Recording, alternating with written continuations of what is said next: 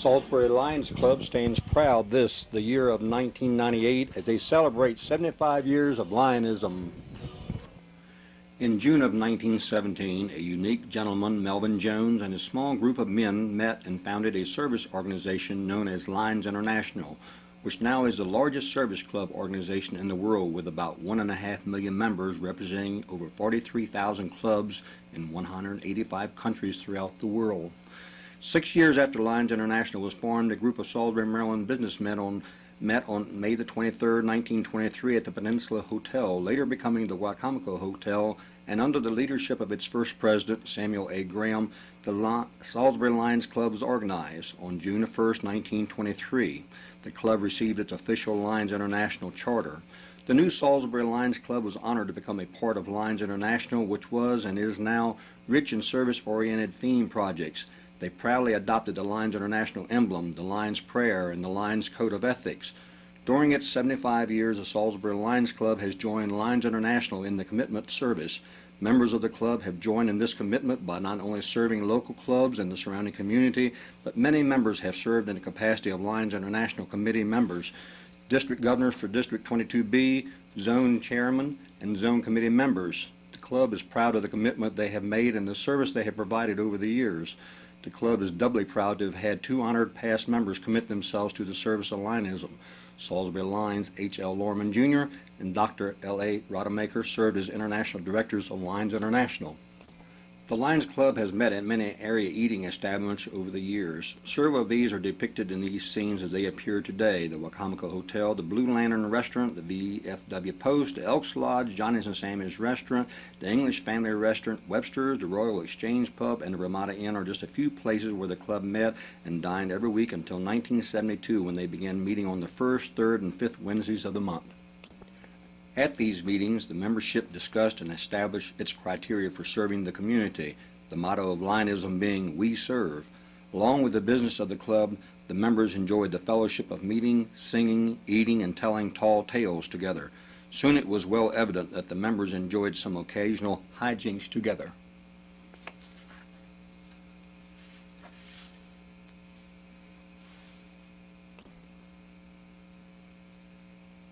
Also, it became a tradition in all Lions clubs to exchange colorful club banners and club, district, and special occasion pins, especially designed for Lions.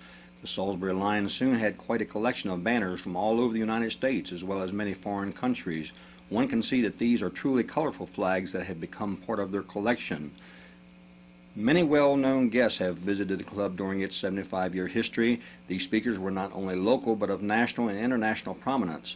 The speakers provided insight to the club on the problems, needs, and appeals of the area they represented. Though too numerous to speak of all, the Salisbury Lions Club has received many awards throughout its history for service and gifts to Lionism and the community it serves. The club, too, has presented many awards to its members, community organizations, and others for their service and gifts to the Salisbury Club and Lionism. A few scenes are shown. Dr. I.A. Morthorpe receiving one of many distinguished service awards from the club, and Lion Dr. John May being honored at one of its club's past President's Nights, and the club receiving an award presented by the District Governor of Lions District 22B from the Maryland Eye Bank for service and gifts.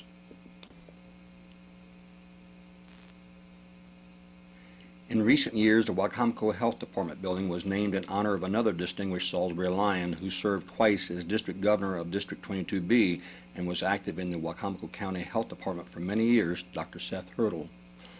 Salisbury Lions Club committed their club to helping not only those in need through Lions International Project, but to those in need, both organizational and personal, within the community. Some of the prominent donations and gifts as we look back in the club's history will be additionally discussed within this presentation, but to name a few, the club purchased and donated the first ambulance to the Salisbury Fire Department and later donated additional ambulances. The club built a house in the early 1950s and raffled it off as one of its many fundraisers activities. They did a great job too. It still stands today.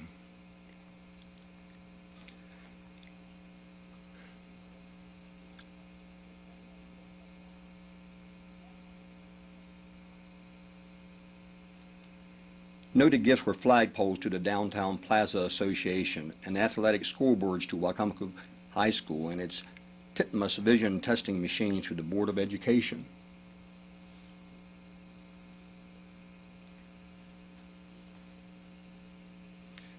To establish its service commitment to Lionism in the community, some of the Salisbury Lions Club service activities have been conducting free hearing and glaucoma clinics for the public, sight and hearing being the main service project of Lions International, sponsorship of a newsstand in the Main Street Post Office operated by the blind, donations and service to the Johnny O Center of Recovery, an abuse service organization, a membership service by members as bell ringers collecting donations for all the Salvation Army during the Christmas season, membership service operating and providing hearing and sight tests in the Lions District 22B sight and hearing band, and membership service selling candy at local businesses on Lions International Candy Day, a project to help the needy.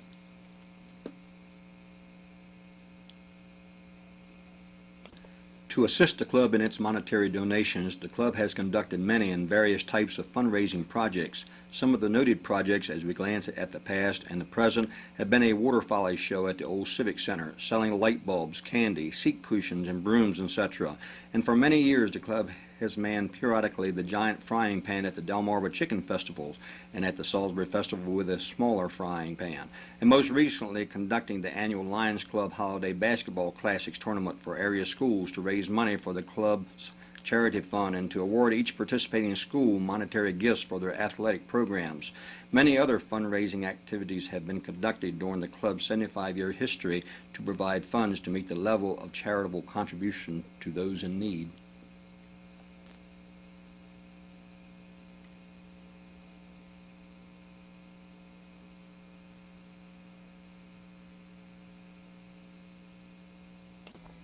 We serve. The Salisbury Lions Club has been and surely will continue to be dedicated to this international motto to serve and provide for those less fortunate, not only in the Salisbury area community, but worldwide.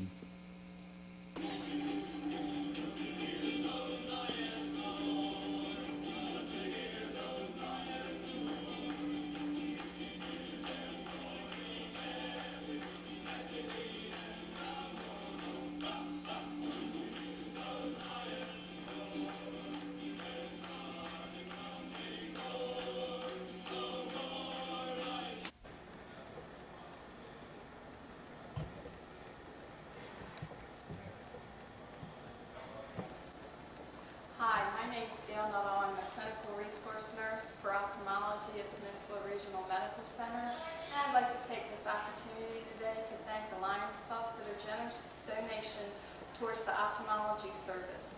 We wanted to let the public know that we used the money to purchase some equipment used for our cataract and retinal service.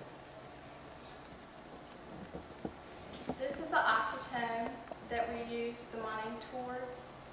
It's used with this machine. It's an Alcon 10,000.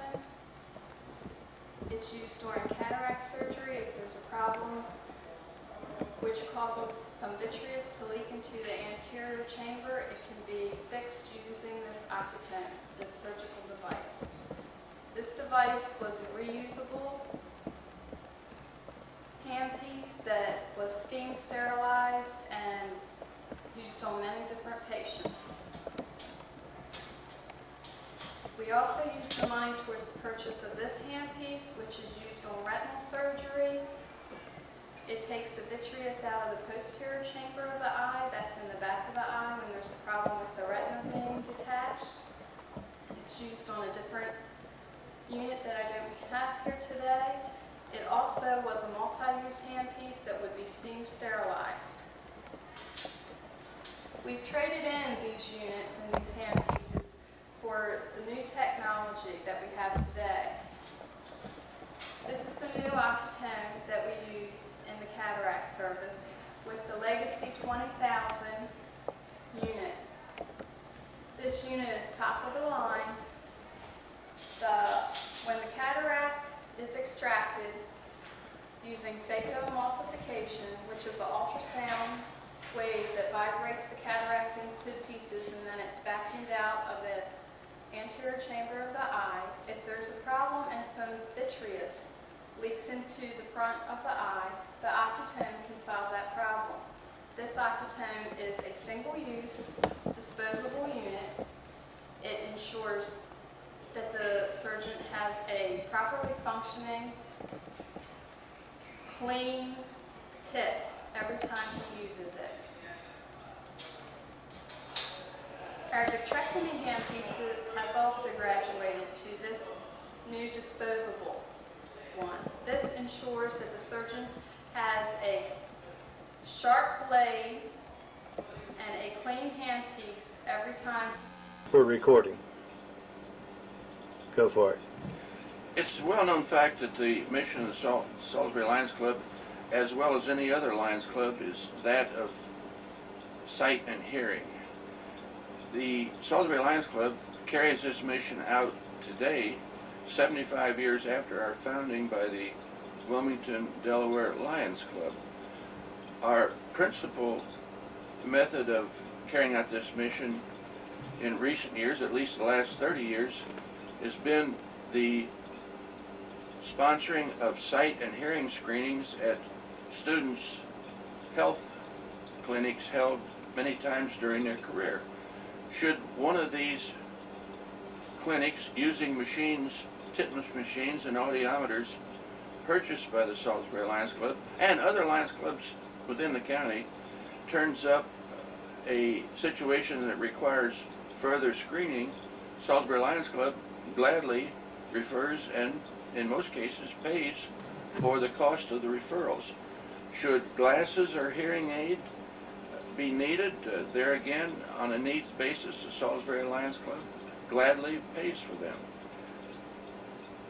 The Salisbury Lions Club not only helps the youth of the county through sight and hearing, but we've been very, very active in athletic projects, scholarships to gifted students, and in recent years we've been a major funding for the Wycomico County Academic Conference and Banquet held at Salisbury State University. Don, I understand you're an expert on the fry pan. Well, I don't know if I'm an expert, but I've cooked a lot of chicken in the large frying pan and the small one too. If you give us a little history on how the Salisbury Lions Club got involved when the fry pan first came to Salisbury with the Delmarva Chicken Festival, and anything else you'd like to relate to us. In 1950, Mumford Sheet Metal built the largest frying pan in the world at that time. It's 10 feet in diameter. It weighs about 650 pounds. Takes about 180 gallons of oil to fill it. It was used for the first time in Dover at the third Delmarva Chicken Festival. And later on in the early 50s, the frying pan was brought to Salisbury, and the Salisbury Lions Club used it for a charity fundraiser. It don't only support our club and our projects, it also creates friendship and know your fellow Lions. We've cooked chicken it several times. I do not recall how many, but several times. And then later on in the years, in 1988, a new fry pan was built to replace the old one, and Delmarva Poultry Industry used that, and we've cooked in that a couple times. We also take part in the Salisbury Festival. When it first started about 16 years ago, it was only a handful of clubs that had a food vendor, and the Salisbury Lions Club borrowed a 5-foot pan from the Lions Club in Marion Station, and we use that every year, and it's been 16 years using the smaller pan. And like I say once before, it helps our charity projects, plus the friendship among members in the club. Thank you, Don. Appreciate that very much.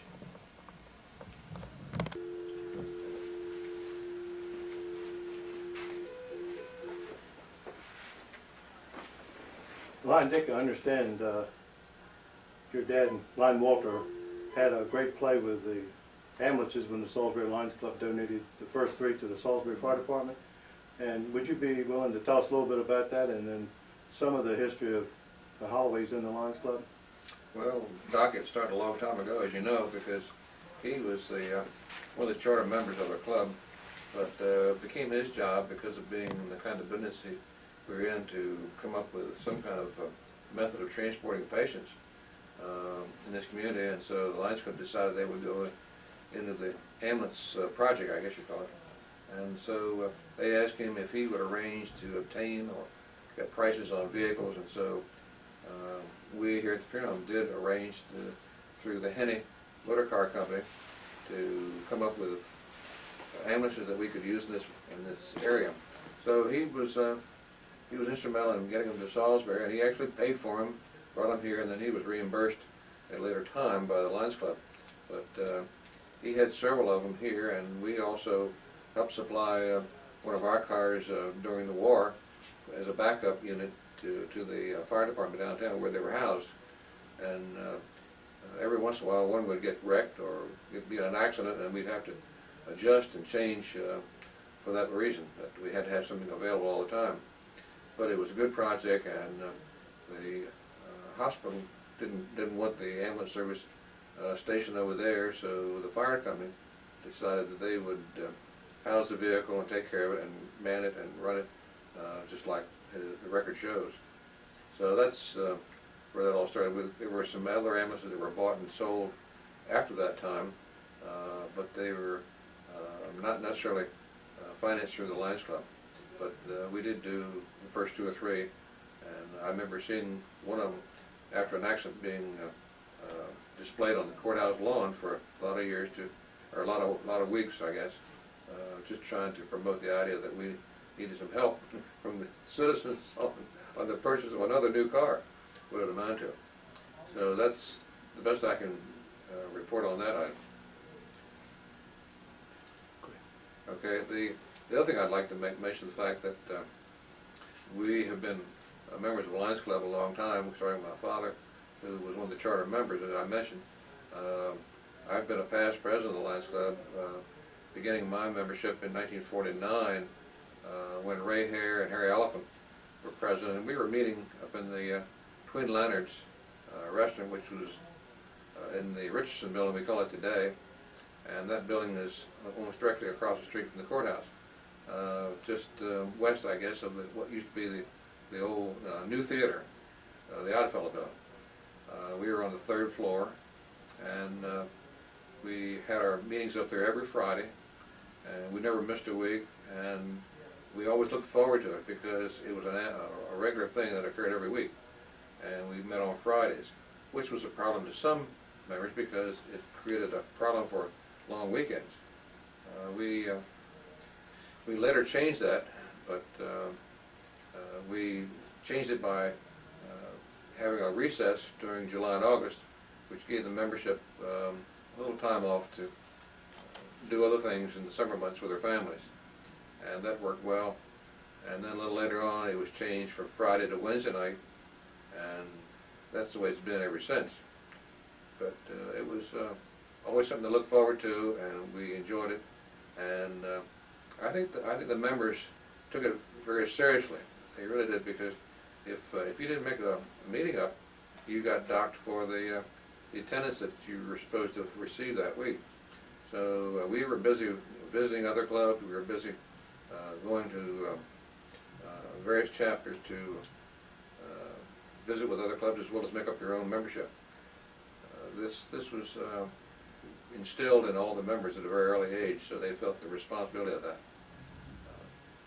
Then I think still later on it was changed to every other week, which was something more recent, and I just feel like that maybe the club maybe hasn't had as much activity since that occurrence, but the club is still a good club.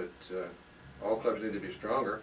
All clubs need to be involved in activities, and at one time I think we were a lot more evident in the area as we have been in maybe recent years. But we still are there. We're still making a good effort to do a job, and I think that's the way it should be. Thank you, Dick. Go. Buck, you've been in the Lions Club since 1944. Is that right? That's right. And one of the main projects that you remember during your membership in the Lions Club was the building of a house and raffling it off and putting the profit to good use for the Lions Club. That's exactly right. Who started this project?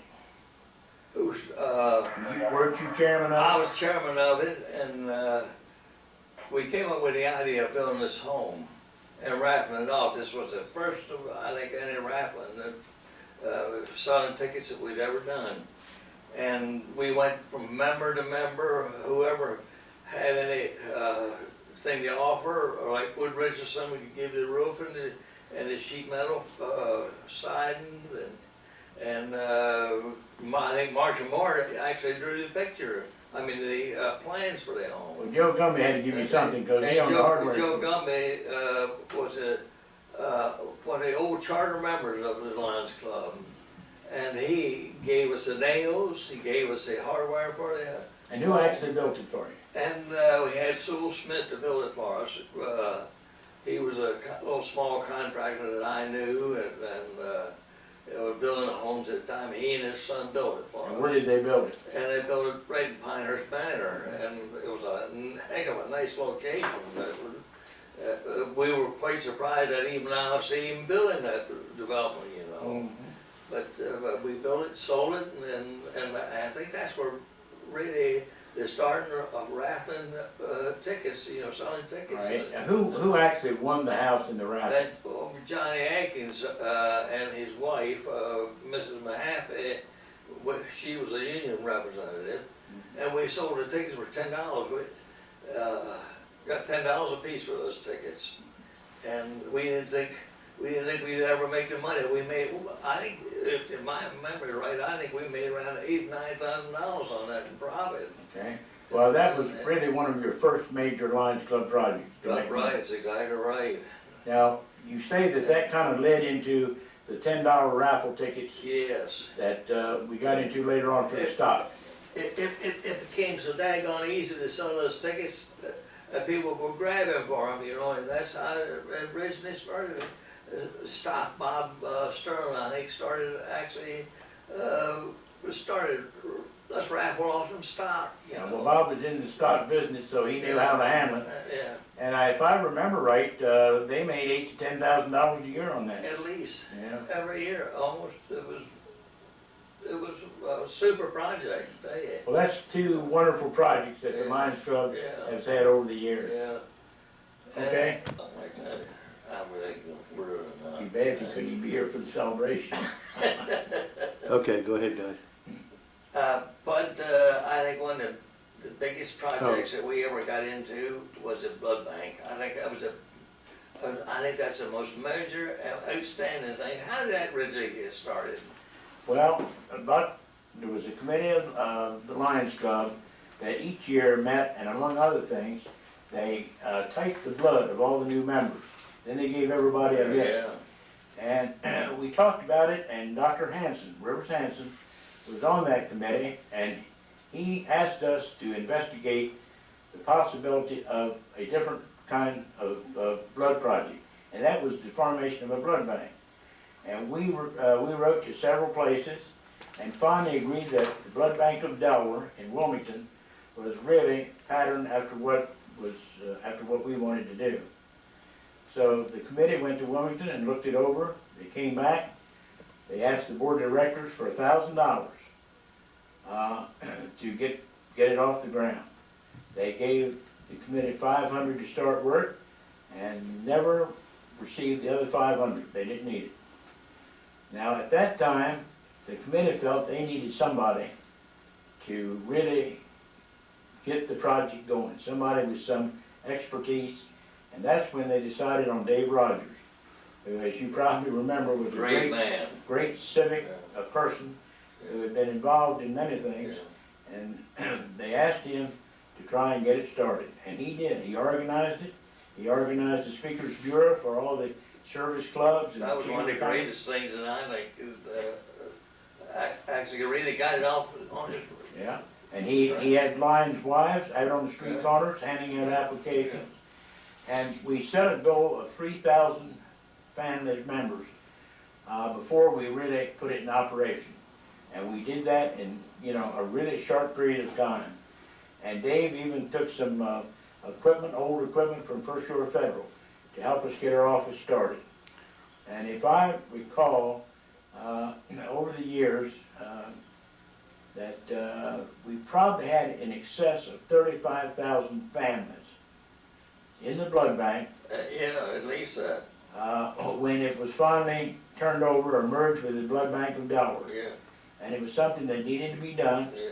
And also, if I remember correctly, when we merged with the blood bank of Delaware, we turned over the building to them, which was paid for, and over $700,000 in money that we had gotten from people who paid instead of giving blood. Sure. And I did, but, and can you imagine just starting something like that for just $2? Yeah, that's For exactly right. to get a family into it, And, I mean, take care of your whole family. but before that project began, if there was a serious accident in this area, they were on TV or radio asking for blood donors. Blood donor. And once the blood bank was started, they never made that request again. And what a lot of people don't realize is that if you're a member of the blood bank, it covers you and your dependents, everybody on your income tax, Exactly right. for as much blood as you may need. Yeah. So I think that, And they will send it away. yeah, Send it to other hospitals for you. that's correct. If you're in an accident. I agree, Buck. I think the blood bank was one of the most wonderful projects, and that's saying a lot because the Salisbury Lions Club have had some really great projects. They really I have. think it's one of the greatest, and when I think of the thousands and thousands of people on the Eastern Shore that have benefited from it, it really makes you feel proud to be a Lion. Oh man, it really does. You know, we had it, but we really had many good shows and things happening in the Lions Club. For instance, when the Civic Center was first built in the city of Salisbury, we had a grand opening of the show, water show of Esther Williams, and it was a heck of a show. We ran it for 3 nights, I think it was. And we actually brought that back again. That's how we actually went about getting these amateurs. Prize fights. We held 5 prize fights at the Civic Center. This was before the Civic Center was built. If I remember right, Ted Storrs was president of the Lions Club when they had the water show, and he took out a mortgage on his house. Yes, he did. In case that He really fell flat. did. Because we had to guarantee them like $5,000. $5,000. And then there was a lot of money back then too, I'll tell you right now. They had everybody shaking.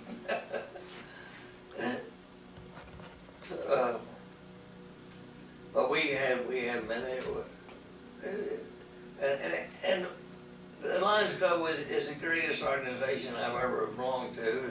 Whereby that if you started a project, everybody puts their wheels, a shoulder to the wheel and goes with it. It's just fabulous how they actually will run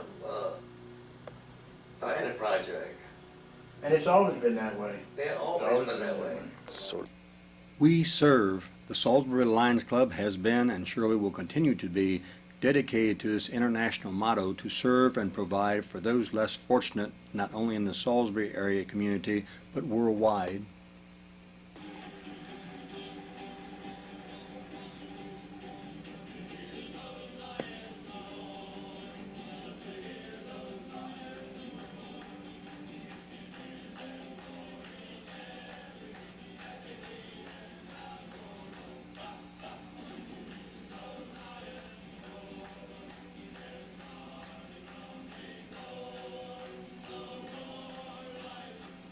A truly proud and continuous effort by an organization celebrating 75 years of service and looking forward to the next 25 years and a celebration of the 100th anniversary of the Salisbury, Maryland Lions Club.